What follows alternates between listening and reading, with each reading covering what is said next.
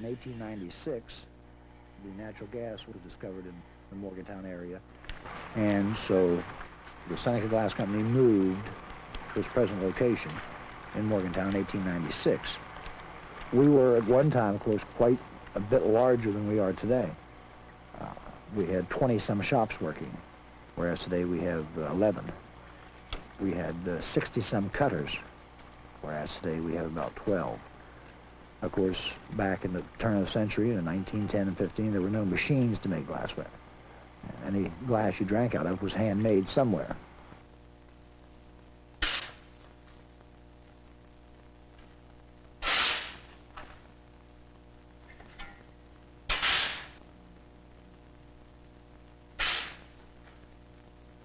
Basic raw materials in our batch are silica sand, soda ash, potash, red lead, niter, and a host of small chemicals for coloring and for what have you.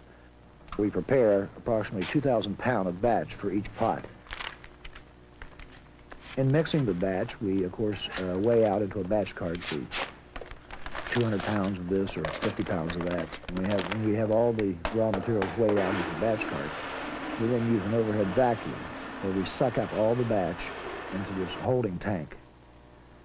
When this is done, we reverse the process, putting the hose into our mixer, and then release all the raw materials as our mixer is moving so that all the raw materials are thoroughly mixed and broken up and go into the mixer. Of course, at this point then the mixer is sealed and there's so many turns on different batches, and it's thoroughly mixed and then upended into that same batch card to be wheeled out and put into the furnace.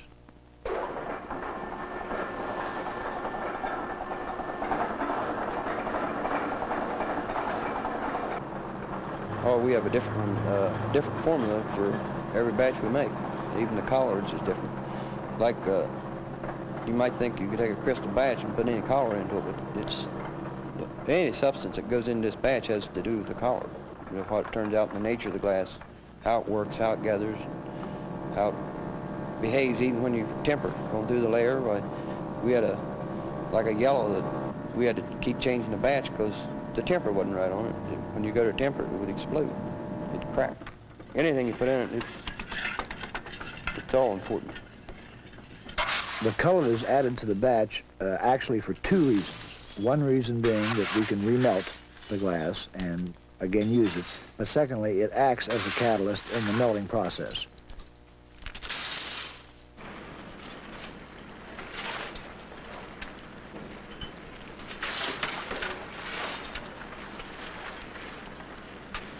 After we work a pot out, at the end of the day, the furnace men then, if they're going to fill the pot in for 2 days later working, we'll leave a 4 to 5 inch heel of glass. So if there's 7 or 8 inches of glass left, they'll ladle out down to the 4 inch level. The glass that's ladled out of the pot is either dumped or sold to a marble manufacturer. We have a marble manufacturer in West Virginia which buys X amount of tons a month from us of any color to make marbles. It doesn't matter the quality of the glass.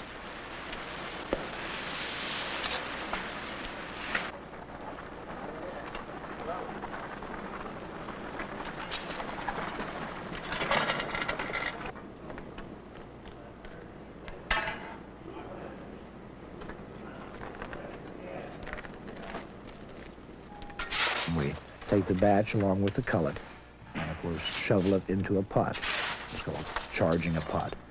And it's shoveled in, and the pot is sealed up with a stopper and allowed to cook about approximately 30 hours. Some colors, so to speak, come around faster than others, maybe 28 hours or maybe 32 hours. He puts a rod in there. He sticks the rod right down into the glass and pulls it out. Then you hold it up like that, and you'll see little bubbles in there, see? Well, if there's bubbles in there, that's not quite cooked enough. So you put that back in, let it cook some more, and then later on you take another proof. And you can see if your glass is cleared up, see? We use applewood on the end of a steel rod and do what we call boiling the glass and actually churn it up, so to speak, if the glass is cooking on the bottom up to the top and vice versa. The gatherer certainly has a very important job, because once he gathers a piece of glass, that is it. And if he gathers the wrong amount, whether it be too much or too little, then the whole item will end up wrong, even though it is the right shape. The first piece or two will be broken on the shop to check the weight, to look and see how thick the walls are.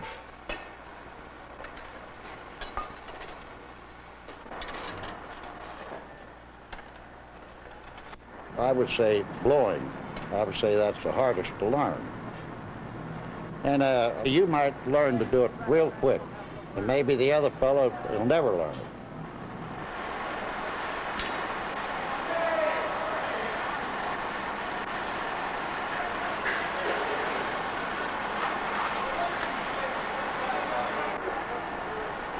You just bring it up slow. And as it fills up, it'll just start harder all the time. You can tell right away when it's through. If you blow too hard, there'll just be streaks all over. It's what they call mole marks. When I was learning my trade, I worked in the blowing room, and when I quit, I could blow, I could gather, and I could still go out there and probably gather glass. I couldn't blow and I couldn't pull stems because I don't have the knack of doing it. We've had boys that come in here and look at this and say, oh, I could never do that. It's because they don't want to try to do it. So when I started to work here, I was making $2.60 a day. That's for 9 hours. At that time, you'd be surprised you had to take your turn. You was only allowed to go ahead and practice maybe a half hour a week, and we couldn't wait till the weekend till that time come, which was on Saturday morning. They'd let us go ahead and practice for a half hour. You go out there and you see those kids carrying in and that. They don't even want to go in there and learn to blow glass. Normally on a stem shop, they're working 4 out, which is there's 4 pieces of glass on that shop at one time in some phase. The gatherer has one, the blower is putting the stem on one, they are putting the foot on one, and they're carrying one away.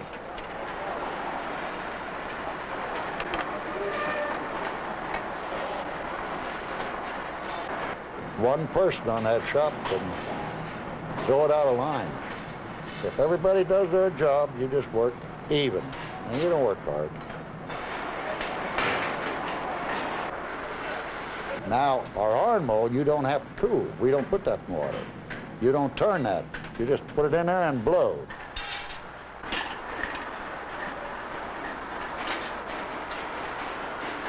We have 2 different types of shops. We have a stem shop and a tumbler shop. Actually, a tumbler shop consists of 4 people, which would be the gatherer, which would gather the glass out of the furnace, the blower, which would blow the glass into the mold to shape it, the cracking off person, which would crack the glass off of the pipe after it's manufactured,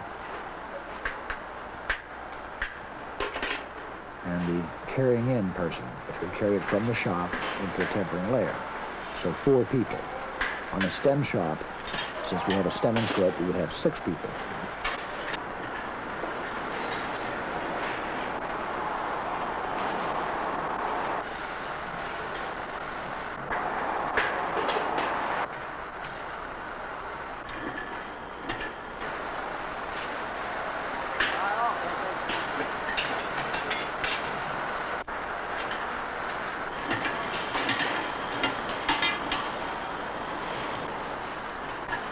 Some jobs are more difficult to blow than others.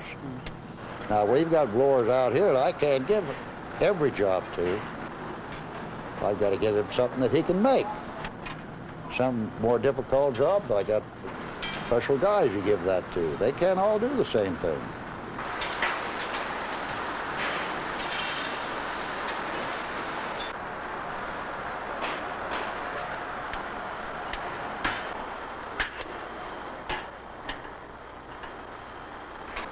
The blower would be the boss of the shop, but the gatherer's tempo would determine how many pieces were going to be made in a 4-hour period. I made it in the neighborhood of 3,000 molds since I've been here. Most of those, well, maybe in the neighborhood of 50% of them, we had to make patterns for. So you start out from scratch, you get your wood, you go ahead and turn out your wooden pattern, you put your hinges on it, get it ready to take to the foundry, and when it comes back, it comes back in metal, and then we've got to finish it. A mold, it just lasts forever.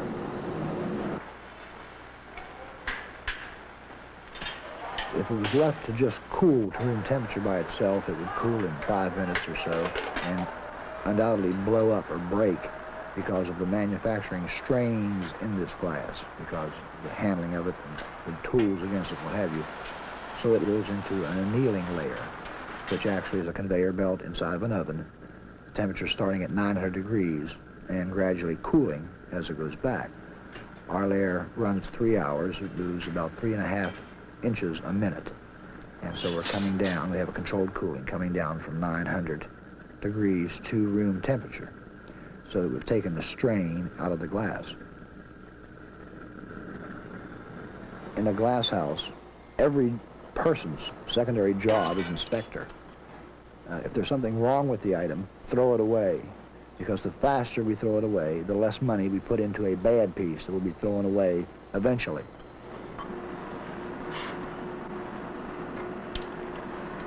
Every item we manufacture has a top on it. This is the part that's against the pipe. So we then must, as we call it, crack off the top to the right height. We do this by putting a score, a little scratch on the item at the desired height, and it spins around on a pedestal with little jets of flame hitting the item, and as the item spins around, it's heated at the one point where the scratch is. And when it spins long enough, depending on the thickness of the glass, the top actually pops off where it breaks, it cracks all the way around, breaks right where the fire has hit it. So then we just drop the top off and go with the next one. We've had people watch the operation in the hot metal department for 10 minutes and say, well, do you manufacture anything beside vases?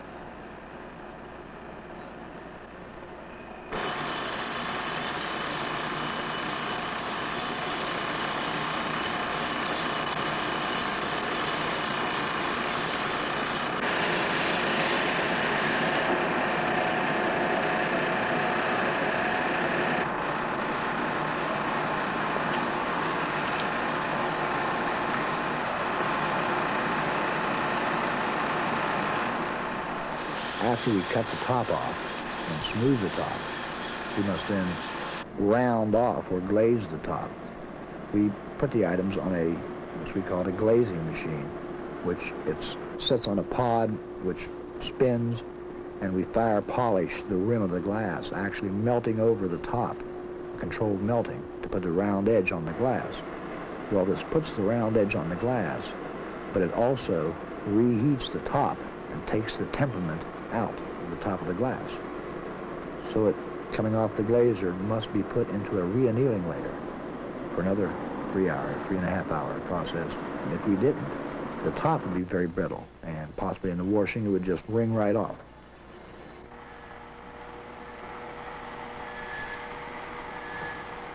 Well, I have been working. I started about around 32 years ago working here. It takes a lot of time, a lot of patience, and you have to have really some talent to do this kind of work. You have to get accuracy and speed too, to keep up and keep your patterns marked up and keep the cutters all in work.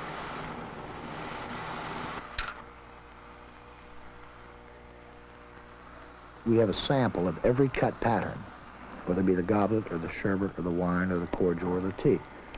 So we bring the sample out and adjust some rods which actually block out the pattern, not design it out, but block out, space it out. And we set up the spacing rods with the sample that's already cut. Take it away, and then we mark each piece just for spacing, so that the cutter knows a certain portion of the pattern goes below the line, a certain portion goes above the line, or a certain portion goes in between the lines. The marking is done with a red lead paint so that it won't come off with water, because there's always water on the wheel and on the glass, and we'd end up with this elaborate cut halfway through with the guidelines marked off. When I first came here and started to work, we had quite a few more patterns and blanks, but now we don't have quite as many to remember.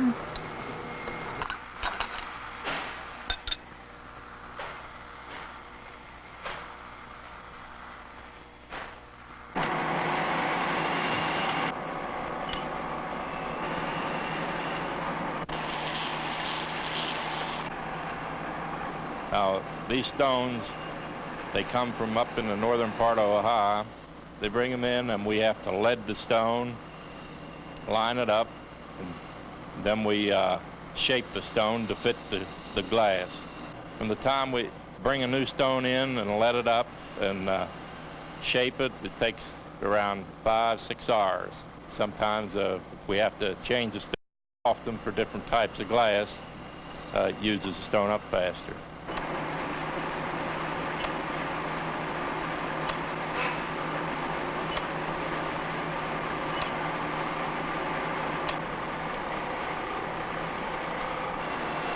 After you have the stone shaped and everything, it isn't too much of a job to cut the glass. It takes a long time to learn that.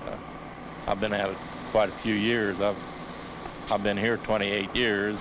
I've had several to try to learn it. They've worked maybe 4 or 5 years, and then they'd give it up. They just find something better. When I started in the glass factory, you just about had to take any job you found, regardless of what it was. Something that I wouldn't advise a young fella nowadays to get into. Of course, I got a boy, he's coming up. I wouldn't want to see him come in and learn my trade. There are things better for him to learn than cutting glass.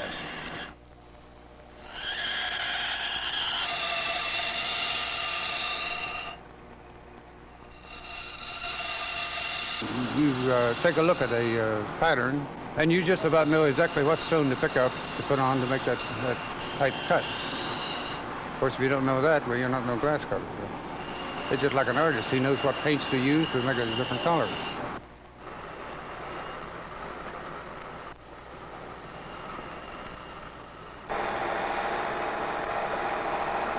We use a cork wheel to polish the blemishes that occur during manufacture.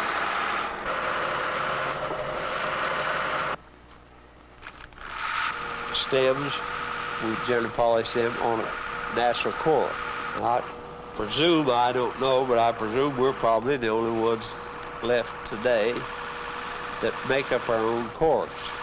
And on that we use a combination of rotten stone and pumice stone as a mud base to polish it. The cork polishing is very effective and it's very brilliant. Wherever you can use it, that's what we do.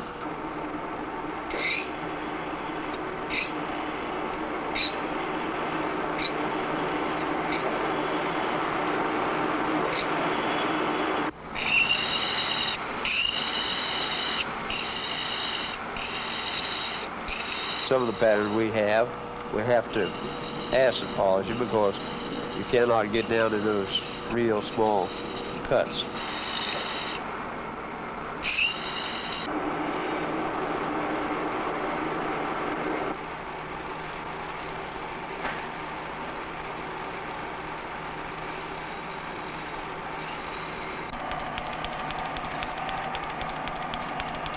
Any man tells you he can cut anything, you're looking at a liar.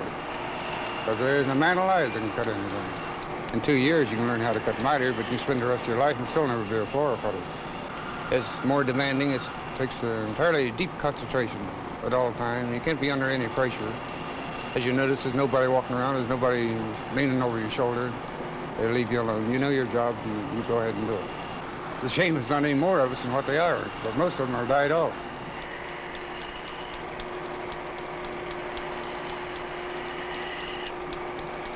There is a personal satisfaction that you get that you achieve something, but after a day's work, you're tired like anybody else, and you're ready to go home.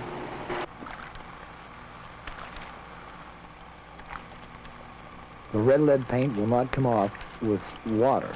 And that's why we use red lead paint, so that in the cutting process, we're not erasing our guidelines. So it's a banana oil and water solution that is used at the end where it's washed and white. It smells like a fruit market in summer.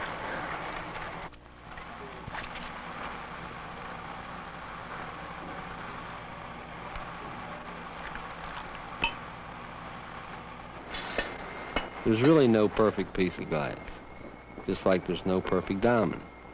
But I think Seneca has the most perfect piece of glass as you will find any place.